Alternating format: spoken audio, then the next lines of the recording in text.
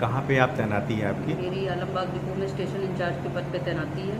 अच्छा मैडम, कुछ प्रकरण आपके साथ हुआ है, आपने जी। जैसा बताया कि संज्ञान में आया है कि आपका जो है जी। निलंबन हुआ है, जी।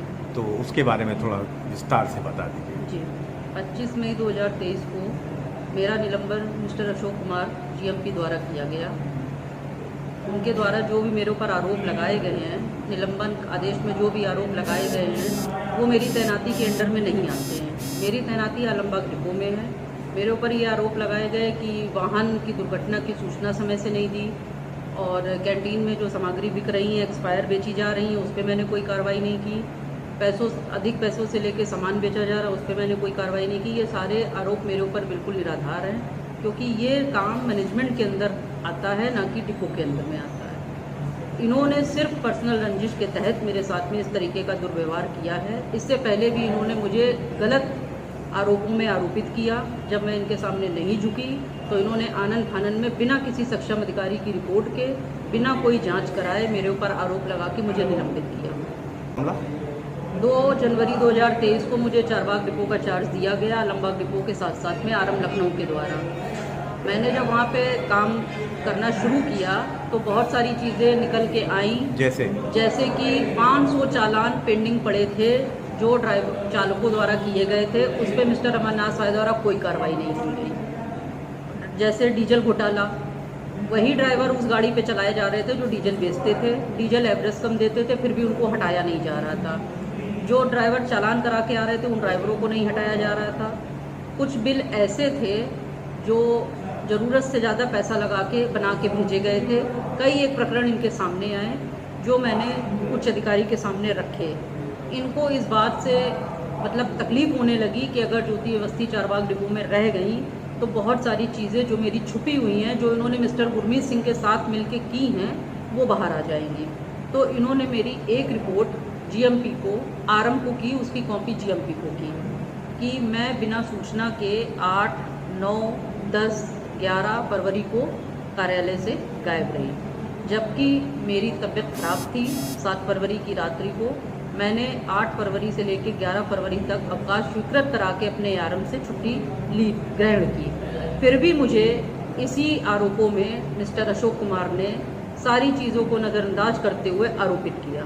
मिस्टर अमरनाथ साहब के कहने पे मेरे आरम ने इस चीज़ को रिटर्न में लिख के दिया।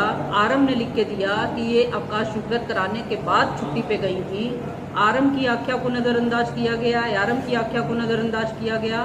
सिर्फ मुझे अमरनाथ सहाय की रंजिश की वजह से मिस्टर अशोक कुमार ने चार्जशीट किया। जब आपने उनके काले कारनामे का खुलासा किया तो क्या ये विभाग के जानकारी में है, लिखित तौर पे आपने किया था कि वर्बली किया था? नहीं, मैंने जो है कुछ चीज़ें लिखित तौर पे भी की थी, और कुछ चीज़ें जो है जैसे उन ड्राइवरों को मैंने उन गाड़ियों से हटाया जो डीजल चोरी कर रहे थे, और जो चालान करके आ रहे थे उन ड्राइवरों को हटाया। तो उससे इन्हें बड़ी तकलीफ भी हुई, इन्हें बहुत कष्ट हुआ इस बात से कि मैं साहब जी अमरनाथ साहब को इस बात से बड़ा कष्ट हुआ कि मैं सारा उनका बनाया हुआ वर्चस्व जो है समाप्त कर दूंगी, इसलिए उन्होंने मेरी ये झूठी रिपोर्ट की। आप देख सकते हैं कि एक प्रतिलिपि पे ये पहली बार ऐसा हुआ, मैं मीडिया के जरिए बताना चाहती हूँ उच्च अधिकारियों को कि ये पहली बार ऐसा हुआ है कि एक रिपोर्ट की प्रतिलिपि पे किसी स्टेशन इंचार्ज को चार्जशीटेड किया गया, जबकि प्रोसीजर ये है कि चार्जशीटेड करने का प्रोसीजर ये है कि एआरएम रिपोर्ट करता है आरम को, आरम उस पर अपनी आख्या देता है जीएमपी को, तब उस पर जो है कार्रवाई की जाती है।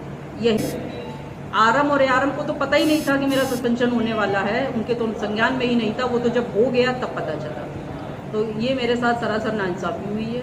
तो आरएम साहब ने आपके फेवर में कुछ लिखा? ये निलंबन के बारे में सर अभी इसके बारे में तो कुछ नहीं लिखा, क्योंकि अगर वो मेरे फेवर में कुछ लिखेंगे भी तो ये लोग उनके खिलाफ भी एक्शन ले लेंगे। क्योंकि आपने किया? पिछली बार जब मुझे चार्जशीट किया गया था तो मैंने इसकी शिकायत अपनी फरियाद, शिकायत नहीं कहेंगे, अपनी फरियाद एडिशनल मैडम के पास लेके गई थी। बाकायदा additional madam? Annapurna Garg ma'am के पास में गई थी, सारे पेपर्स लेके गई थी, सारे एविडेंस लेके गई थी।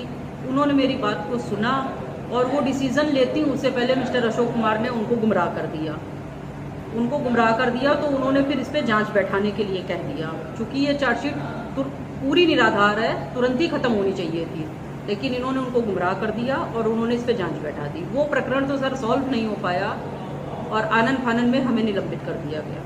तो आपको जो अशोक कुमार जी हैं उन्होंने ही आपको व्यक्तिगत रूप पे कहा था कि आप हमसे आके मिलिए? हाँ, उन्होंने जो है मेरे से फ़ोन पे नहीं कहा, लेकिन अपने किसी सहायक के माध्यम से कहलवाया था कि ज्योति अवस्थी से कहो कि मुझसे आके मिले और मुझसे माफ़ी मांगे। तो मेरी ये नहीं समझ में आया कि मैंने गलत क्या किया था जो मैं उनसे जाके माफ़ी मांगती या मैं उनसे जाके मिलती। इनके एक भ्रष्ट होने का प्रमाण मेरे पास है जो मैं मीडिया को दिखाना चाहती हूँ। पूर्व केंद्र प्रभारी मिसेज मधु श्रीवास्तव, चारबाग डिपो।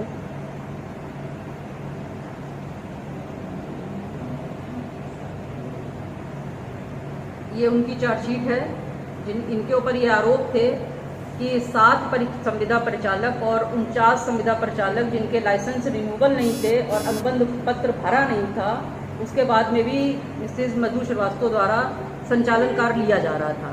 इसकी रिपोर्ट ARM ने की थी, RM ने की, तब इनको चार्जशीट किया गया। मिस्टर अशोक कुमार ने सारे आरोप सिद्ध होने के बाद में भी अपने निजी स्वार्थवश इनको बाइज्जत बरी कर दिया बिना जांच कराए। क्या ये सही है? मतलब आप ये कहना चाह रही हैं कि ये एक उदाहरण है कि जो अशोक कुमार जी से मिल लेता है, जो उनसे बात कर लेता है जी, अगर वो संतुष्ट हो जाते हैं जी, तो उसको तो उनका काम जो है हो जाता, वो बाइज्जत बरी हो जाता, फिर चाहे उसने कितने बड़े भी अपराध क्यों ना किए हों। क्योंकि मैं उनसे मिलने नहीं गई, मैं उनके आगे झुकी नहीं, मैंने उनसे माफ़ी नहीं मांगी, इसलिए उन्होंने एक पर्सनल रंजिश रखते हुए मेरे साथ में इस तरीके का व्यवहार किया है। ये पर्सनल जो आपने अभी शब्द कहा, ये इससे क्या तात्पर्य, क्या मकसद है आपका? सर, तात्पर्य ये है, मैं मीडिया को ये बताना चाहूँगी कि जब मैं अपनी शिकायत या अपनी फरियाद लेके एडिशनल मैडम के पास गई थी तो इनको वहाँ तलब किया गया था। उन्होंने इनको बहुत हड़काया था कि आपने बिना RM की आख्या और उनके संस्तुति के कैसे चार्जशीट कर दिया। किसको? मिस्टर अशोक कुमार को, कि आपने नियम विरुद्ध कार्य कैसे किया। तो इन्होंने उस चीज़ को अपने मन में रख लिया कि एक स्टेशन इंचार्ज ने एडिशनल मैडम के सामने मुझे तलब कर लिया, इतने हाई पावर के अधिकारी को। तो एक इन्होंने अपने मन में ये गांठ बांध ली मेरे खिलाफ कि इसको नुकसान पहुंचाना ही पहुंचाना है, और आप देख सकते हैं कि उन्होंने मुझे नुकसान पहुंचा ही दिया। मतलब आप विभाग के फायदे के लिए काम कर रही थी, विभाग में हो रहे भ्रष्टाचार, अवैध रूप से जो भी डीजल चोरी और भी कार्य हो रहे थे, उसको आपने विभाग और शासन के संज्ञान में लाने की कोशिश की, तो आपके तरफ कार्रवाई। जी, और मैं एक चीज़ और मीडिया को बताना चाहूँगी कि हमारे कार्यालय में जो एक आरोप मेरे ऊपर ये लगा है, निलंबन आदेश में एक आरोप ये लगा है कि मैं 3 दिन कार्यालय में नहीं आई और चौथे दिन आके मैंने उस साइन कर दिए 3 दिन के। तो मैं मीडिया के थ्रू अपने उच्च अधिकारियों से पूछना चाहती हूँ कि अगर मेरे द्वारा ऐसा किया गया था तो मेरे ARM द्वारा उसी दिन स्पष्टीकरण क्यों नहीं कॉल किया गया, उस पर कार्रवाई क्यों नहीं की गई, उसकी रिपोर्ट RM को क्यों नहीं की गई। जिस दिन मेरा निलंबन हुआ 25 मई 2023 को, उसी दिन मेरा स्पष्टीकरण कॉल करने का क्या मतलब है? इससे तो ये प्रतीत होता है कि ARM आलमबाग भी इनके साथ मिले हुए। नाम है उनका? रामचरित जी। वो ड्यूटी क्लर्क हैं हमारे यहाँ। उनसे क्या बात हुई? वो एक्चुअली 1 हफ्ते से छुट्टी पे थे, ठीक है। इन्होंने उनको फ़ोन किया, उनके ऊपर दबाव बनाया कि आप बताइए कि आपके ड्यूटी आवर्स के टाइम मैडम SSI मैडम आई थी कि नहीं आई थी। उन्होंने कहा आई थी, तो इन्होंने कहा कि वो कैमरे में नहीं दिख रही हैं और सही बताइए, मैं हेडक्वार्टर से ARM अमरनाथ साहिब बोल रहा हूँ। तो एक तरीके से ये किसी को डरा नहीं हुआ। उन्होंने कहा नहीं आई थी, वो बराबर आ रही हैं। तो कल नहीं, आप बताइए वो कैमरे में नहीं दिख रही हैं। तो उन्होंने कहा मैं छुट्टी पे हूँ, मैं ऐसे नहीं बता सकता हूँ, मैं जाऊँगा तब देख के बताऊँगा। तो इन्होंने कहा आप बताइए वरना आपके खिलाफ भी कार्रवाई हो जाएगी, स्पष्टीकरण आपका हेडक्वार्टर से कॉल हो जाएगा। तो ये भी तो सर एक तरीके से क्राइम है, किसी को डरा के धमका के अपनी बात मनवाना। जबकि मैं कार्यालय प्रॉपर आई हूँ, इन्होंने मेरे कार्यालय में आने के अभिलेख जो कार्यालय कैमरे में हैं वो डिलीट कर दिए। उसका प्रमाण ये है कि ये बिना किसी सक्षम अधिकारी के संज्ञान में लाए कार्यालय की हार्ड डिस्क कैमरे की निकाल के ले गए। दूसरे दिन आके इन्होंने दूसरी हार्ड डिस्क लगाई। किस दिन आए थे वो? 24 मई 2023 को शाम को 6 बजे आए। 9:30 बजे तक मिस्टर गोपाल दयाल, मिस्टर अमरनाथ साय और अमरनाथ साय के सहयोगी मिस्टर गुरमीत सिंह, ये तीनों 4 घंटे तक ARM आलमबाग डिपो के कमरे में बैठे रहे। उनका कमरा खुलवा के इसकी जानकारी किसी को नहीं थी। फिर इन्होंने हमारा हाजिर रजिस्टर मंगाया, उसकी भी इन्होंने फ़ोटो खींची, कार्यालय के अभिलेखों के साथ छेड़छाड़ की, मेरे मौजूदगी के सारे सबूत मिटा दिए, जिससे ये साबित हो जाए कि मैं कार्यालय नहीं आई थी।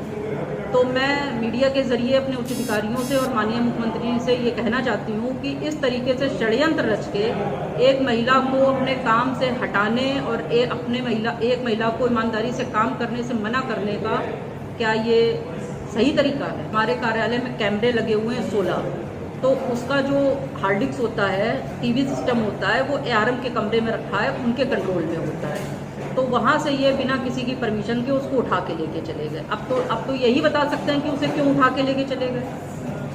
सर ये एक तरीके से मैं मीडिया को बताऊंगी ये क्राइम है एक तरीके से जी। फिर और दूसरे दिन 25 मई को फिर गोपाल दयाल और अमरनाथ साय आए और गुरमीत सिंह की मदद से दूसरी हार्ड डिस्क जो है उस कमरे में रखी नहीं, और उसका पासवर्ड किसी को नहीं पता, यहाँ तक कि ARM आलमबाग को भी नहीं दिया। इसका मतलब है कि जो सबूत आपके पक्ष में मिलते वो हार्ड डिस्क को उठा के ले गए। तो उनसे शायद ये बात किसी ने पूछी थी तो उन्होंने कहा इसमें कैपेसिटी कम थी। तो ये आप कौन होते हैं तय करने वाले कि इसमें कैपेसिटी कम है? ये तो ARM लखनऊ तय करेंगे, ARM आलमबाग तय करेंगे। आप कौन होते हैं तय करने वाले? आपको किसने पावर दिया था? अगर आपके पास कोई रिटर्न परमिशन है ये सब करने की तो वो दिखाई जाए, वो मीडिया को दिखाई जाए। तो आप अपने निलंबन को लेके मेरे पास प्रूफ है, मैं मीडिया को दिखा सकती हूँ कि मैं प्रॉपर कार्यालय में रही हूँ। मेरे द्वारा कार्यालय के सारे रजिस्टरों को घर जाने से पहले सीन किया जाता है, क्योंकि उसी से इंफॉर्मेशन तैयार करके NSDM मुख्यालय को भेजी जाती है। वो चाहे तो मीडिया कार्यालय में जाके देख सकती है, लेकिन मुझे डर इस बात का है कि जैसे कार्यालय के लगे कैमरों से मेरी फुटेज डिलीट कर दी गई, तो हो सकता है कि ये लोग कार्यालय से अभिलेख भी गायब करवा दें। और अब तो मुझे अपनी जान माल का भी खतरा है, क्योंकि जिस तरीके से मेरे साथ में षड्यंत्र रच के मुझे निलंबित कर दिया गया है, तो मेरे साथ कुछ भी हो सकता है। माननीय मुख्यमंत्री जी से, माननीय उप मुख्यमंत्री जी से और माननीय परिवहन मंत्री जी से, माननीय प्रबंध निदेशक महोदय से ये कहना चाहूँगी कि अगर इस तरीके के भ्रष्ट और पद का दुरुपयोग करने वाले अधिकारी जिम्मेदार पद पे बैठाए जाएंगे, तो इस देश में कोई भी महिला अपनी स्वेच्छा से, ईमानदारी से, मेहनत से अपने दम पे नौकरी नहीं कर पाएगी।